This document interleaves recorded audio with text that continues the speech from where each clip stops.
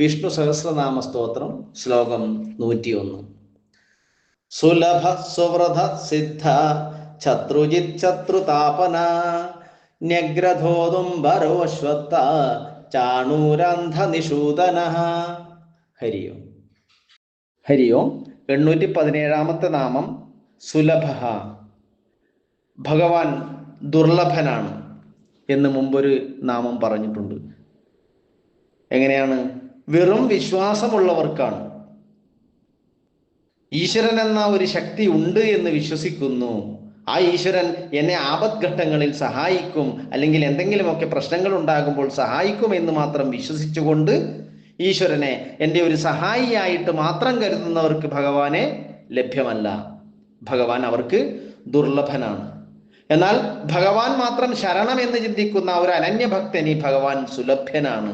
അതാണ് സുലഭ. 818 നാമം സുവ്രത.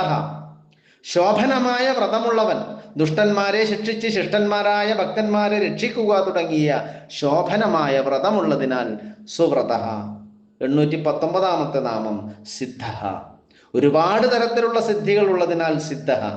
ഇനി ഭഗവാൻ സ്വയം സിദ്ധനായവനാണ്, ഉണ്ടായവനാണ് എന്നതിനാൽ മറ്റാരെയും ആശ്രയിക്കുന്നില്ല എന്നതുകൊണ്ടും സിദ്ധ.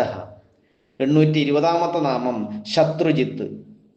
ഭഗവാന് എന്ന് പറഞ്ഞിട്ട് ശത്രുക്കളില്ല, പക്ഷെ തൻ്റെ ഭക്തന്മാരുടെ ശത്രുക്കൾ തൻ്റെയും ശത്രുക്കൾ എന്ന രീതിയിൽ ഭഗവാൻ ആ ശത്രുക്കളെയൊക്കെ നശിപ്പിക്കുന്നു. അങ്ങനെ അവരെ ജയിക്കുന്നവൻ എന്ന അർത്ഥത്തിൽ ശത്രുജിത്ത്. 821 നാമം ശത്രുതാപനഃ. ഇതേപോലെ തന്നെ തൻ്റെ ഭക്തന്മാരെ ദ്രോഹിക്കുന്ന ശത്രുക്കളെയൊക്കെ ഭഗവാൻ എന്ത് ചെയ്യുന്നു? തപിപ്പിക്കുന്നു, അവരെ വിഷമഘട്ടത്തിലാക്കുന്നു, അല്ലെങ്കിൽ നശിപ്പിക്കുന്നു എന്ന് അർത്ഥം. അങ്ങനെയുള്ള അർത്ഥത്തിൽ ശത്രുതാപനഃ. 822 നാമം ന്യഗ്രോധഃ. ന്യക്ക് എന്നാൽ കീഴോട്ട്. തനിക്ക് താഴേക്ക് എല്ലാ ഭൂതങ്ങളെയും ആക്കി വച്ചിട്ട് എല്ലാറ്റിനും ഉപരിയായിട്ട് ഭഗവാൻ വർത്തിക്കുന്നു എന്ന അർത്ഥത്തിലാണ് ന്യഗ്രോധഃ. സകല ഭൂതങ്ങളെയും തിരസ്കരിച്ചുകൊണ്ട് തൻ്റെ മായയാൽ അവരെ മറയ്ക്കുന്നവൻ എന്ന അർത്ഥത്തിൽ ന്യഗ്രോധഃ. 823 നാമം ഉദുംബരഃ. അംബരം എന്നാൽ ആകാശം. ഭഗവാൻ കാര്യരൂപത്തിൽ ഈ പ്രപഞ്ചം മുഴുവൻ വ്യാപിച്ചു കിടക്കുന്നു. അങ്ങനെ കാര്യരൂപത്തിലുള്ള ഭഗവാന് കാരണമായി തീരുന്നത് ആകാശം മുതലായ പഞ്ചഭൂതങ്ങൾ, തന്മാത്രകൾ ഇവയാണ്.